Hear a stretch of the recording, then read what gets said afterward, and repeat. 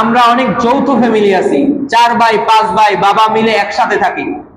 দেখা যায় 5 ভাই 5 ভাই দুনিয়া বিলাইনে এস্টাবলিশ, টাকা পয়সা আছে, এমনকি বাবারও টাকা পয়সা আছে। আর দেখা যায় মা এবং এই যে ভাইদের স্ত্রী তাদেরও প্রত্যেকের স্বতন্ত্র ভাবে স্বর্ণ রূপা মিলায়া নেশাব পরিমাণ মূল্য আছে।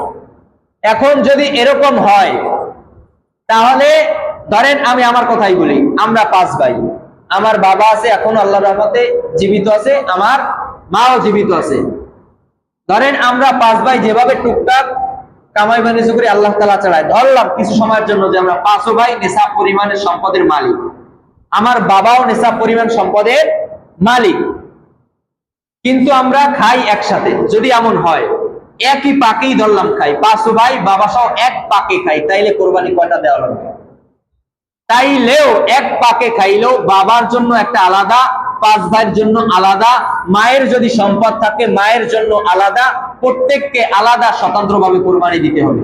যদি যৌথভাবে 5 ভাই মিলে বড় 5 লাখ টাকার একটা গরু কিনা বাবার নামে মায়ের নামে দিই, বাবার নামে মায়ের নামে আদায় হবে ঠিক, কিন্তু আমরা 5 ভাই গুনাহগার হব।